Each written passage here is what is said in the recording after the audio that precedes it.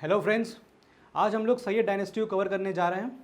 So in the last video हमने जो है तुगलक डायनेस्टी कवर करी थी और मैंने आपको उसमें लास्ट में ये बताया था कि फ़िरोज़ शाह तुगलक की डेथ के बाद रूलर्स जो भी आए थे तुगलक डायनेस्टी में बहुत ज़्यादा वीक थे, इनकॉम्पिटेंट थे और वो डायनेस्टी को ज़्यादा आगे चला नहीं पाए। And I have told you that in 1398 because of the weakness of the Tughlaq rulers Timur का इन्वेजन होता है इंडिया में। Timur invades India in 1398 in the reign of Mohammad Shah Tughlaq. Timur India को, दिल्ली को सैक करने के बाद वो वहाँ रुकता नहीं है एंड इन 1399 ही विड्रॉज। और जब वो विड्रॉ करता है तो उसने वहाँ पर अपना नुमाइंदा, एक नॉमिनी छोड़ जाता है जिसका नाम था खिज़्र खान। अब ये सब जब चीज़ें हो रही थी, जब तिमूर ने इन्वेजन किया इंडिया पे और दिल्ली को अटैक करने की कोशिश करी, तो उस समय गवर्नर जो था Khizr Khan, he was governor in one of the provinces, वो तिमूर के साथ मिल जाता है। जब वो मिल जाता है तिमूर के साथ, और तिमूर के साथ वो मिलकर अटैक करता है दिल्ली पे। ठीक है, इसी वजह से जब तिमूर छोड़ता है इंडिया को तो खिज़्र खान को एज अ नॉमिनी अपॉइंट कर जाता है और फिर यही खिज़्र खान बाद में जाके सैयद डायनेस्टी की स्थापना करता है। क्लियर यहाँ तक? तो इस एक चीज़ तो आपको बता दूँ पहले कि सैयद डायनेस्टी का जो पोर्शन है वो बहुत ज़्यादा इम्पॉर्टेंट पोर्शन नहीं है। इसमें हमको ज़्यादा इन्फॉर्मेशन, ज़्यादा फैक्चुअल पोर्शन नहीं मिलते हैं और एग्ज़ाम पॉइंट ऑफ व्यू से भी इतना ज़्यादा इंपॉर्टेंट नहीं होता है। फिर भी because it is a part of a syllabus तो हम इसको कवर ज़रूर करने वाले हैं। ठीक है, तो चलिए देख लेते हैं कि सैयद डायनेस्टी के रूलर्स का क्या रूल, कैसा रेन था। तो सैयद डायनेस्टी में जैसे मैंने आपको बताया कि तिमूर जो है वो अपना नुमाइंदा छोड़ जाता है, ही लीव्स इज नॉमिनी, और वो था खिज़्र खान। खिज़्र खान, ठीक है। अब देखिए खिज़्र खान जो है, जो इसमें सबसे इंपॉर्टेंट जो पहले क्वेश्चन बन सकता है वो ये कि who is the founder of Syed dynasty. तो ये तो हमको याद रखना चाहिए। सैयद डायनेस्टी के अंदर हम 4 रूलर्स देखेंगे तो आपको ऑप्शन में दे सकता है। So you need to remember that Khizr Khan he was the founder of this dynasty. ठीक है, यही इसकी एक इम्पॉर्टेंट चीज़ है। बाकी खिज़्र खान ने जो है काफ़ी कोशिश करी, he tried to consolidate the Delhi सल्तनत, but when he tried to consolidate, इससे ज़्यादा वो कुछ कर नहीं पाया और एक्चुअली वो सक्सेस भी नहीं हुआ उसका। Tried to consolidate but he failed. Clear, कोई फ़ायदा नहीं हुआ उसका और फिर 1421 में इसका रेन ख़त्म हो जाता है। ठीक है, मैक्सिमम जो रूल करता है फ्रॉम 1414 टू 1421। तो आपको अपने आप समझ में आ रहा है कि क्या ही किया होगा उसने, कुछ ज़्यादा इंपॉर्टेंट चीज़ समझ में नहीं आती है। तो खिज़्र खान का इंपॉर्टेंस सिर्फ इतना ही है। खिज़्र खान के बाद जो आदमी थ्रोन पे बैठता है, जो गद्दी संभालता है सैयद डायनेस्टी की, his name was Mubarak Shah. Mubarak Shah.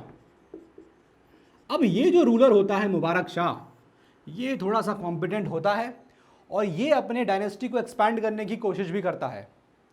He tried to expand his dynasty. जैसे फॉर एग्जाम्पल ये कई सारे एक्सपीडिशंस करता है, एक्सपीडिशंस। और एक्सपीडिशंस की बात करूं आप तो जैसे ही makes an expedition into the dynasty of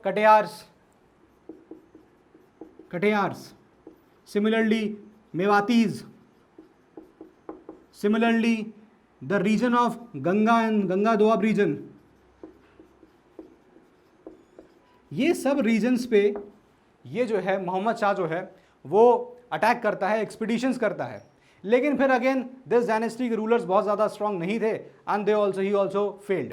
clear, लेकिन इंपॉर्टेंट चीज़ इसकी ये थी मुबारक शाह के टाइम पे कि इसने जमुना के किनारे एक शहर बसाया था एंड दैट वाज मुबारकबाद। नाम से ही हमको पता चल सकता है, मुबारकबाद। क्लियर, ये इंपॉर्टेंट है।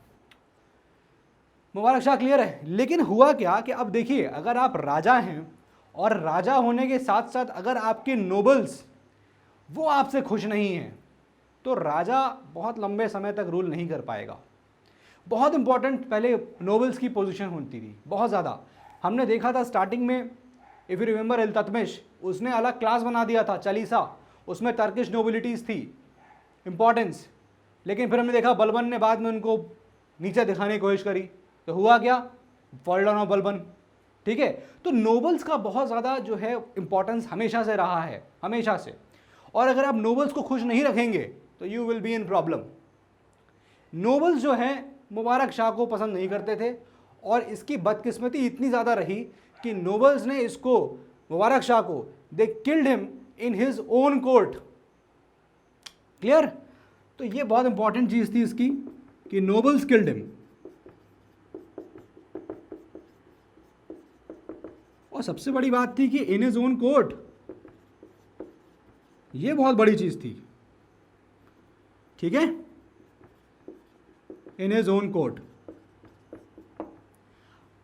नोबल्स ने मुबारक शाह को मारा, और मुबारक शाह को मारने के बाद उन्होंने मोहम्मद शाह को गद्दी पे बैठा दिया। तो नेक्स्ट रूलर जो बैठा, his name was Mohammad Shah. Mohammad Shah sits on the throne. और जब मोहम्मद शाह को गद्दी पे बैठाला, ये इसकी किस्मत खराब इस तरह से थी कि he was involve in the in fighting among the nobles. जब ये राजा बनता है तो इसके नोबल्स जो हैं वो आपस में लड़ाई लड़ रहे होते हैं। और दूसरी चीज़, these nobles are making a conspiracy against Mohammad Shah. तो मोहम्मद शाह का टेन्योर आप देखोगे बहुत छोटा टेन्योर था, 6-7 साल का, और उसमें भी वो अपने नोबल से लड़ रहा है क्योंकि नोबल्स उसके खिलाफ कॉन्स्पिरेसी कर रहे हैं। ठीक है, सो ही वॉज बेसिकली बहुत अपने ही कोर्ट में उलझा रहा। और इसका अगर आप रेन देखेंगे, टेरिटरी देखेंगे, तो इसको बहुत से छोटे से एरिया में इसको रूल करने को अलाउड था, खाली very small area, almost like 30 miles approximately. इससे ज़्यादा उसको रूल नहीं करने देते थे। And the rest of the territories जो सैयद डायनेस्टी की थी उस पर नोबल्स रूल करते थे। तो बेसिकली नोबल्स वे रूलिंग, गद्दी पे ये बैठा हुआ था और इसको खाली छोटा सा एरिया दे दिया गया था कि तुम उसको रूल करो। ठीक है, ये इसकी प्रॉब्लम थी। तो मोहम्मद शाह की प्रॉब्लम क्या थी कि ठीक है, nobles made him sultan, no doubt, लेकिन बेसिकली हुआ क्या कि नोबल्स ने इसको बैठाला तो, लेकिन he was allowed to rule a small territory. He was allowed to rule only a small territory. Remaining was ruled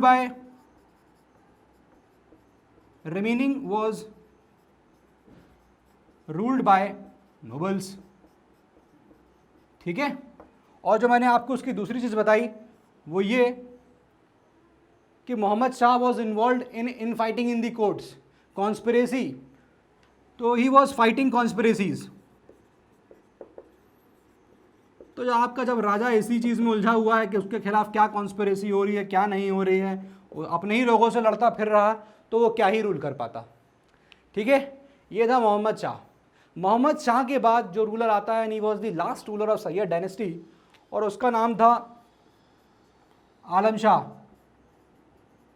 देखिए, मैं आपको पहले ही बता चुका हूँ कि इस डायनेस्टी से ज़्यादा क्वेश्चंस और ज़्यादा फैक्चुअल चीज़ें हैं नहीं, इतना इंपॉर्टेंट पोर्शन ये है नहीं, लेकिन चूंकि हमारे हिस्ट्री का पार्ट है तो हम इसको कवर करेंगे। ठीक है, आलम शाह बैठता है। अब आलम शाह, अब ये जो आदमी है ना, ये बहुत ज़्यादा, इसको सुकून बहुत पसंद था। He was like pleasure loving person. उसको बहुत ज़्यादा आनंद वाली चीज़ें पसंद आती थी। एंड ही, बट ऐसी चीज़ें होंगी तो इनकॉम्पिटेंट भी होगा, वीक भी था। He was incompetent, he was weak, but आप इतने भी और ऊपर से आप प्लेजर लविंग हो, this is a big problem.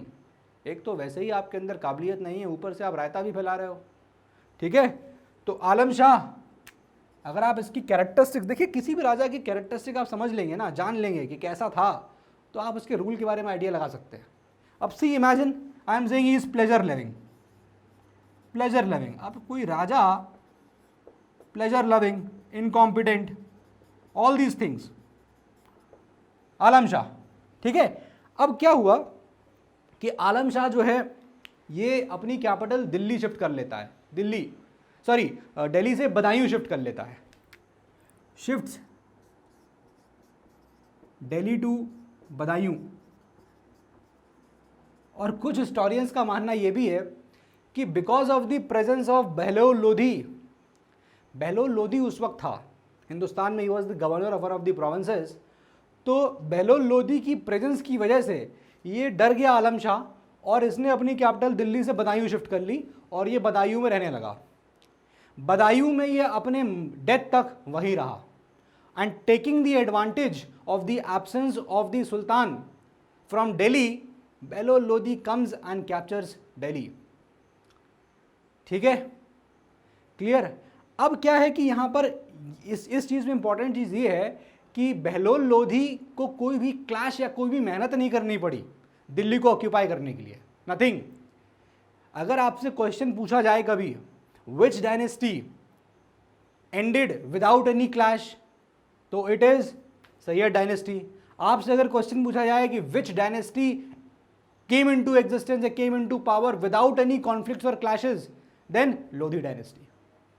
ठीक है, बहलोल लोधी प्रेजेंट था दिल्ली हिंदुस्तान में, और आलम शाह ये डरपोक इंसान, इनकॉम्पिटेंट, ये भाग गए बदायूं। और कुछ हिस्टोरियंस कहते हैं कि इसलिए भागे क्योंकि इनको डर सता रहा था बहलोल लोधी का कि हम पे अटैक कर देगा। बहलोल लोधी को ये चीज़ एडवांटेज दिखी कि दिल्ली में तो कोई नहीं बैठा हुआ है। He goes and sacks Delhi in 1451। Clear, समझ में आया। ये जो रूल था सैयद डायनेस्टी का 1414 से लेकर 1451 तक का। ठीक है, अब बहलोल तो आलम शाह क्या होता है यहां पर, मैंने आपको बताया कि Bahlol Lodhi was present, Bahlol Lodhi in India, और ये जो है goes and sacks Delhi, सैक्स Delhi in 1451। अब ऐसा नहीं है कि इससे पहले बहलोल लोधी ने कोशिश नहीं करी थी। इनफैक्ट in 1443 then 1447, इन दोनों ईयर्स में टू अटेम्प्ट्स बहलोल लोधी ने ये 2 अटेम्प्ट ऑलरेडी किए थे to capture Delhi, but he failed. ठीक है, ऐसा नहीं कि इससे पहले नहीं किया था, लेकिन इससे पहले उसने अटेम्प्ट किए थे और उसमें वो फेल हो गया था। और फाइनली फिर उसके बाद उसने 1451 में he captures Delhi, and on 19th, I think date I'm not sure with, लेकिन it is 1451 में he establishes the Lodhi dynasty in India। ठीक है, ये पूरी कहानी थी सैयद डायनेस्टी की। ये पूरा सैयद डायनेस्टी का वंश का जो 4 रूलर्स हैं उनके बारे में कुछ इंपॉर्टेंट चीज़ें हैं, जो इंपॉर्टेंट यही इंपॉर्टेंट हैं, ज़्यादा कुछ इंपॉर्टेंट है नहीं। इंपॉर्टेंट क्वेश्चन जो बन सकता है वो ये कि आपको डायनेस्टीज दे सकते हैं सारी दिल्ली सल्तनत की और कह सकते हैं इनको क्रोनोलॉजिकल ऑर्डर में लगाइए, तो you should have an idea of the time period.